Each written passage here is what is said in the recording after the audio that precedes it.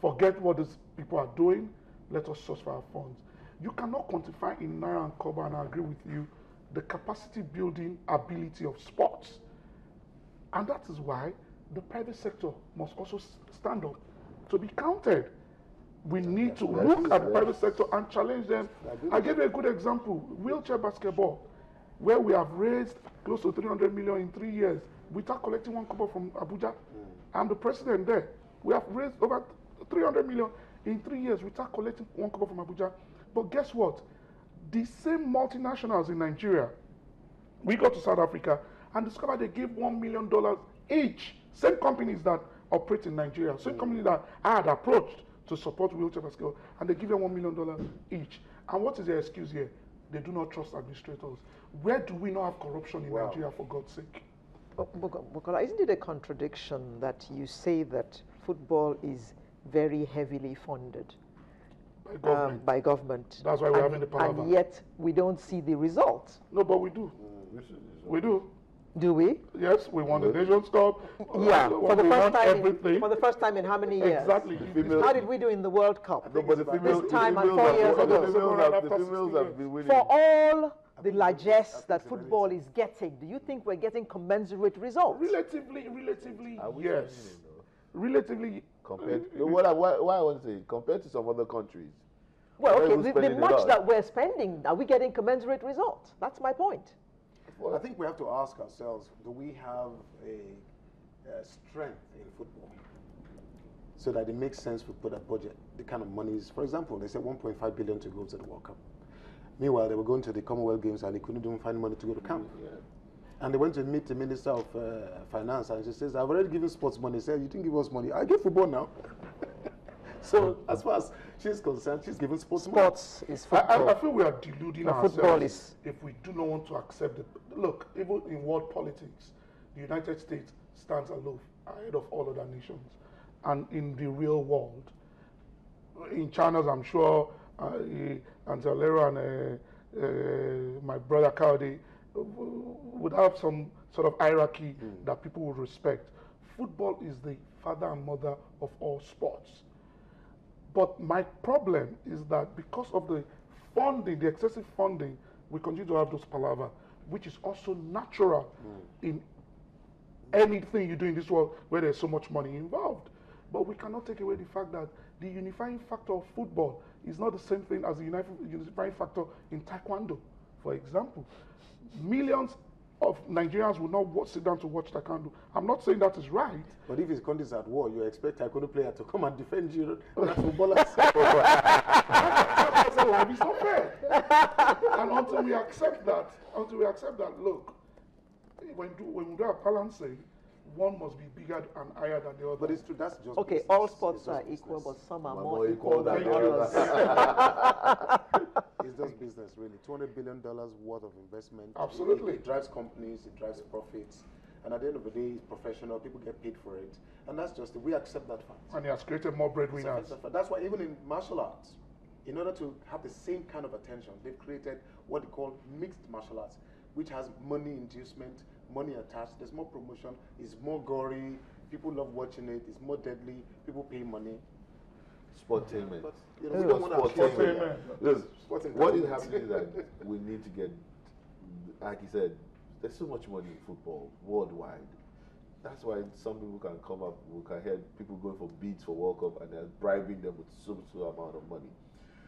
Because the money that will come to your country, even as Brazilians were complaining, the people themselves were complaining about the World Cup they hosted. Nobody that visited Brazil will come back with a sad story. Because for them, they spent money there, they enjoyed the place.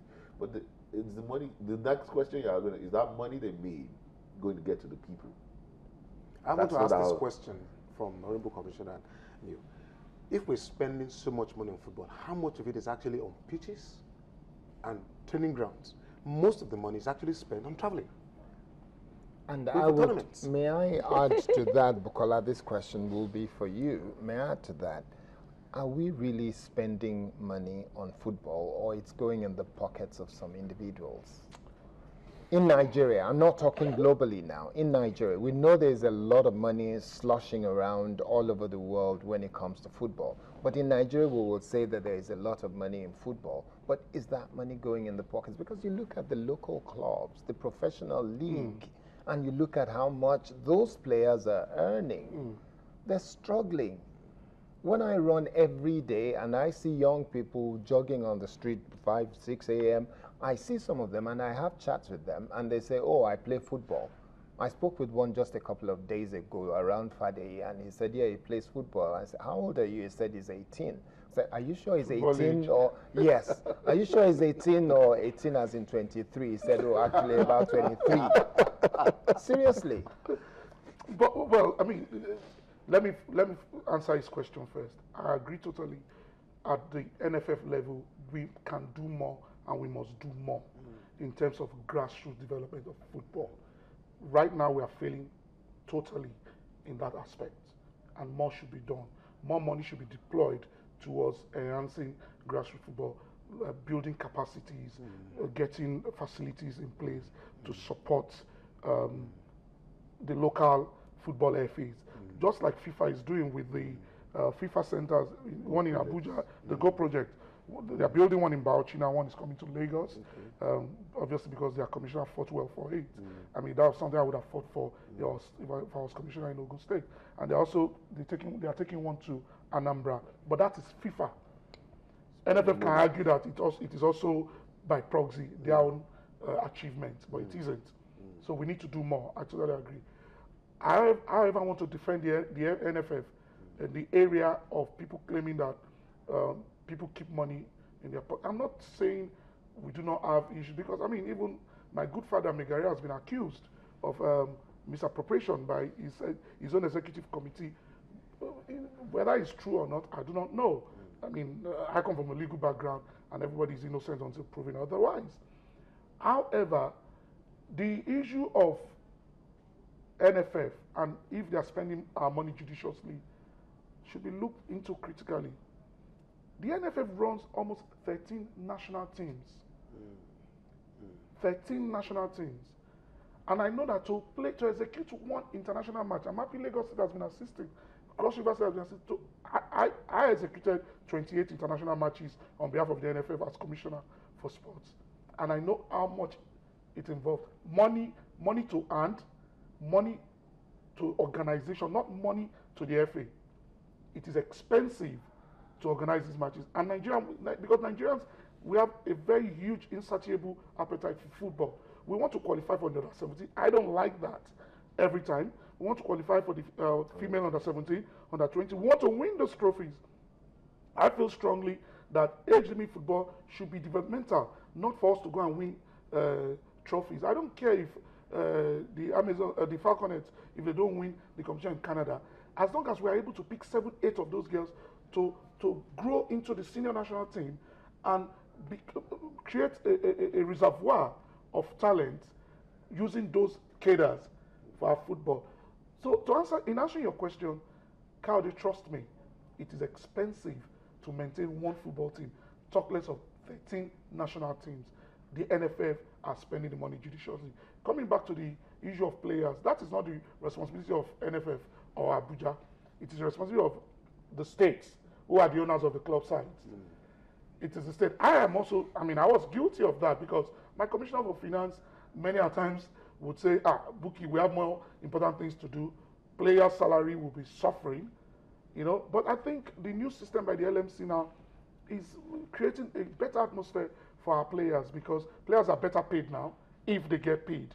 But they are better paid because the issue of sign-on fees have been cancelled. They've built it into their salaries. So we have Nigerian players who are earning 800,000, 1 million a month now.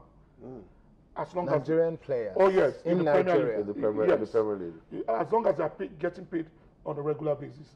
Yes, we have players who are earning 800,000, 1 million a month. And for me, that is growth. Okay. All right. So as we begin to wrap up now, let me start with you. In terms of Taekwondo, one of the things I know, both of you at least I know fairly well, that you've been in the UK and you know the way things work in the UK. There are small groups and training facilities for young people. And one of the most important thing is the strategy to have people to become coaches.